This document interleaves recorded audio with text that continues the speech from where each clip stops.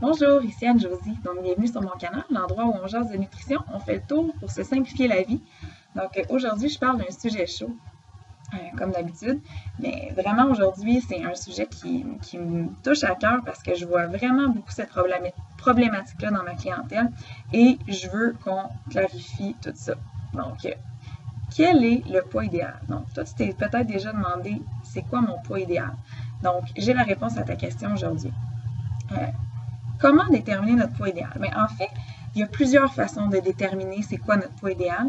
Puis, c'est important de comprendre les avantages et les limites de chaque méthode. Donc, premièrement, c'est sûr que pour mesurer le poids idéal, il y a une norme internationale, donc par convention, qui est utilisée en général par les professionnels de la santé. Tu as probablement déjà entendu l'IMC, donc l'indice de masse corporelle. Donc ça, c'est un outil qu'on va utiliser. En fait, ça met tout simplement en relation le poids versus la taille de la personne.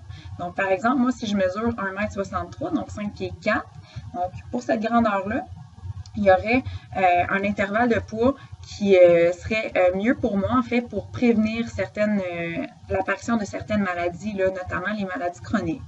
Donc, si mon poids se situe dans l'intervalle recommandé, donc qu'on appelle l'intervalle d'IMC normal, donc si mon poids est là-dedans, je serais moins à risque. J'aurais un risque faible de développer des maladies chroniques. C'est quoi l'IMC normal? Bien, de 1, l'IMC, l'indice de masse corporelle, comment on mesure ça? On prend le poids en kilogrammes, donc par exemple 63 kg, et on le divise par la taille en mètres. Donc, moi, si je mesure 1,63 m, je fais 1,63 m à la 2. Donc là, je divise par ça.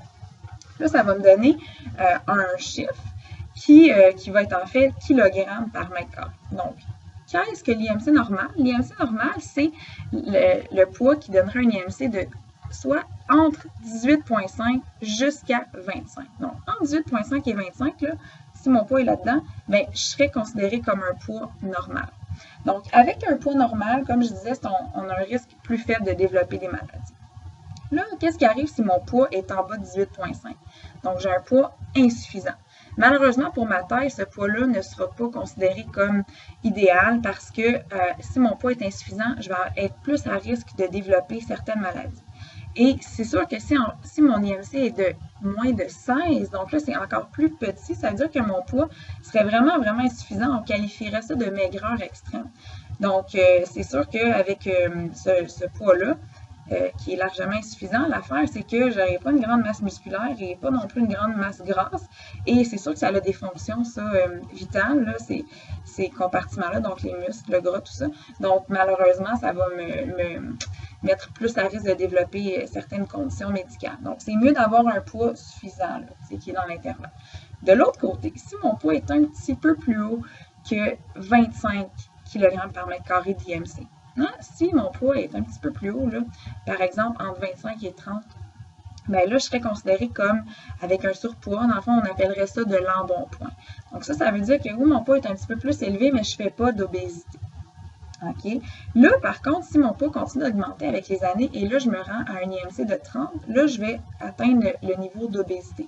Obésité, en fait, ce qui arrive, c'est qu'avec un IMC qui est plus haut que l'intervalle normal, l'intervalle recommandé, malheureusement, ça nous met plus à risque, encore une fois, de développer certaines maladies chroniques parce que c'est sûr que plus notre masse grasse augmente, bien, parfois aussi, ça va s'accumuler autour de la taille et là, ça va mettre nos organes un petit peu plus à risque au niveau des maladies chroniques et là, on pourrait même parfois parler d'un syndrome métabolique. Bon, ceci dit, je ne rentrerai pas dans les détails, mais entre 30 et 35, on serait obésité classe 1, entre 35 et 40, on serait obésité classe 2. Et là, si mon IMC est plus que 40, là, on qualifierait ça d'obésité morbide.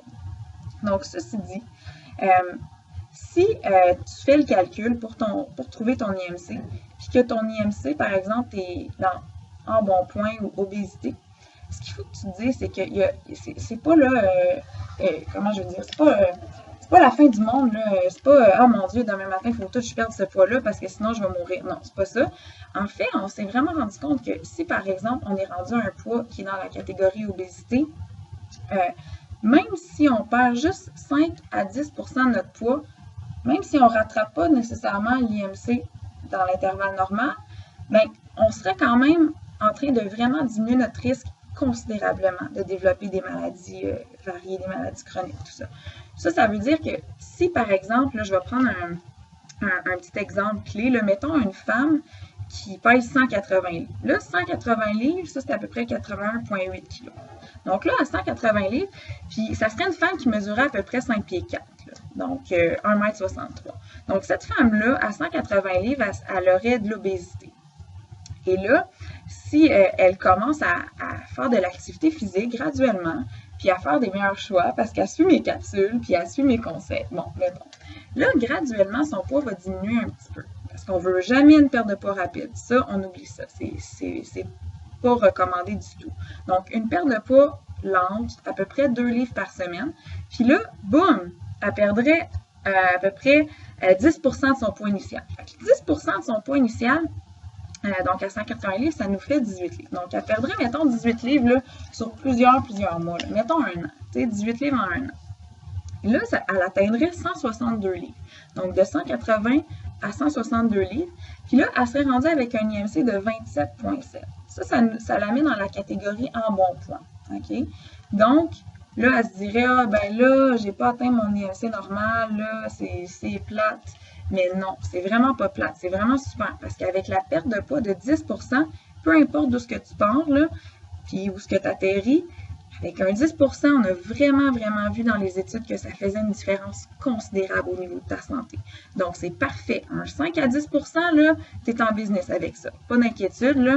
Peu importe c'est quoi ta catégorie. Peu importe d'où ce que tu pars, ça va t'amener beaucoup de bons bénéfices de perdre juste ce 5 à 10 % là. Donc, comme je te dis, peu importe d'où ce que tu pars, c'est pas nécessaire d'avoir un objectif complètement irréaliste puis vouloir perdre 200 livres parce que tu veux absolument être dans l'IMC normal. Là. Non, ça va te mettre de la pression. Puis comme je te dis, il y a déjà des bénéfices à 5 à 10 % de ton poids initial. Donc, ça, c'est vraiment la bonne nouvelle.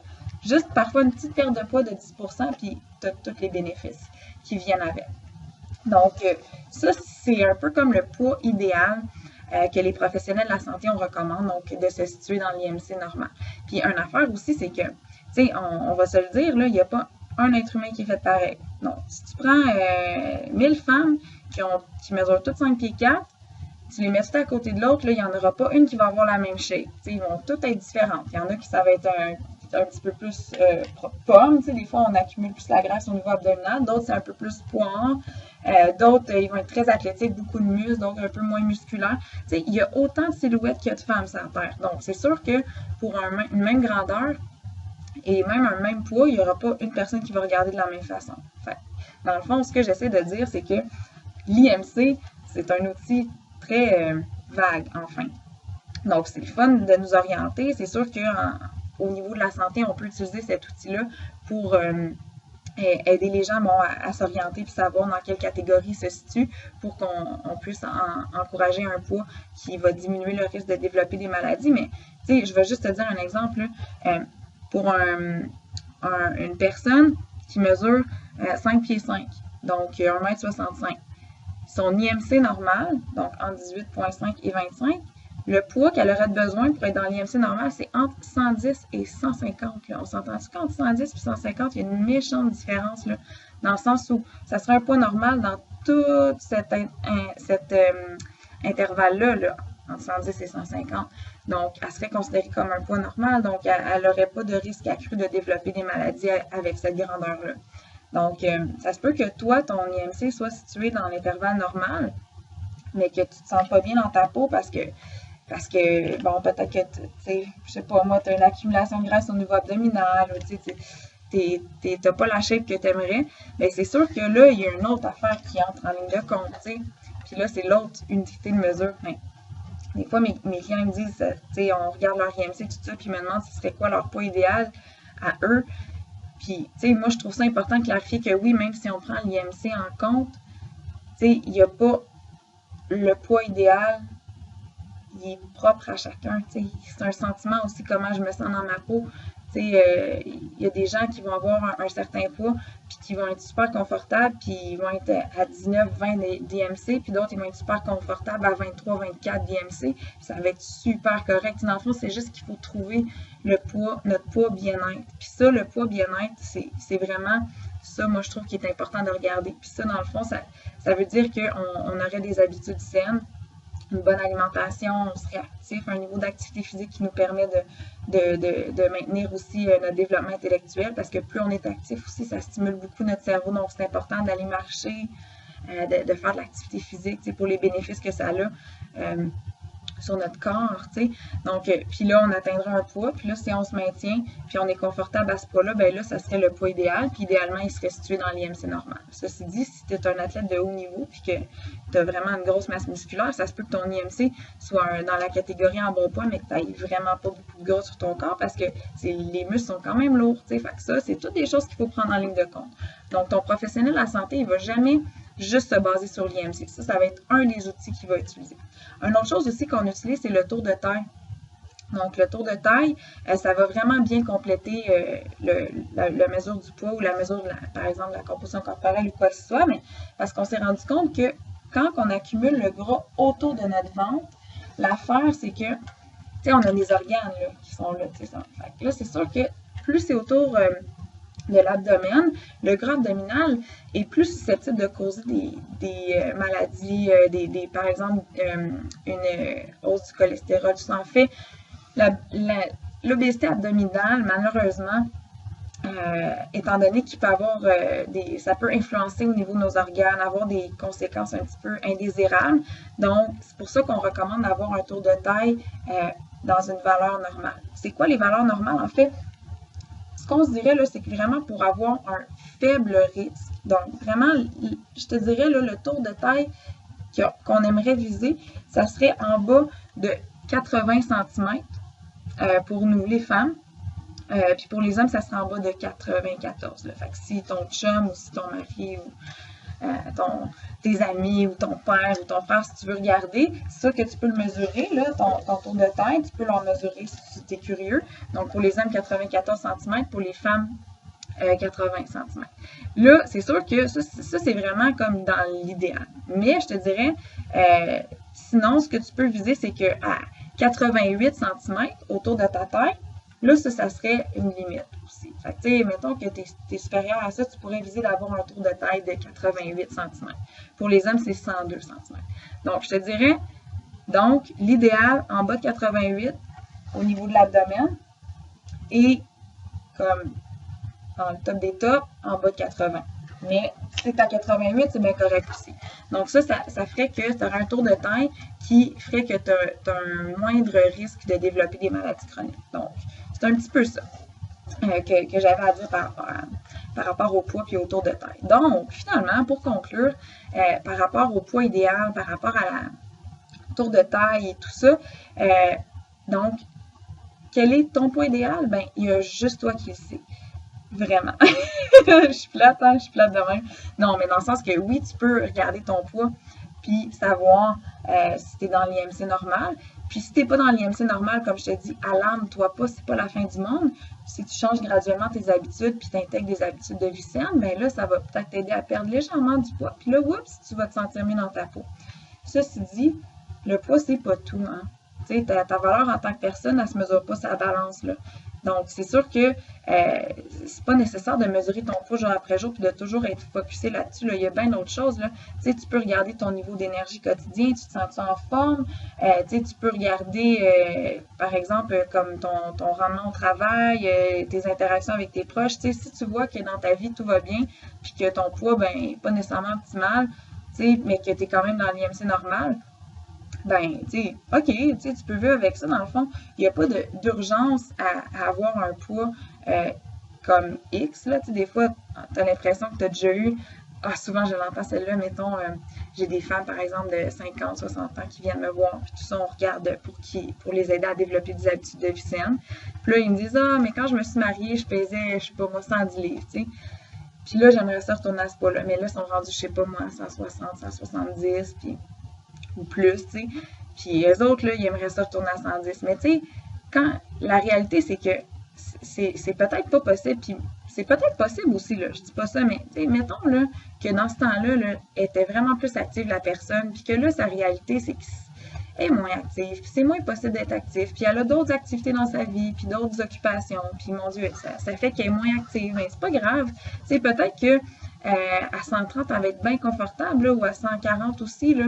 Fait qu'il n'y a pas une urgence d'avoir un poids. Tu sais, des fois, nous, on se dit, ah, j'aimerais tellement ça, je me sentirais tellement mieux si je perdais 5 ou 10 livres. Mais vraiment, tu te sentirais-tu vraiment mieux? Tu sais, pourquoi pas, tu sais, axer sur d'autres choses comme je disais, ton niveau d'énergie, tu sais, les bénéfices que tu retires en étant plus actif, c'est bien au-delà de la perte de poids, tu sais, c'est vraiment une espèce de bien-être que tu vas aller chercher. Donc, c'est le fun aussi de changer notre mode de vie, mais dans le but vraiment d'un bien-être. Donc, c'est ça que j'avais à dire. Fait que le poids idéal, c'est toi qui le sais.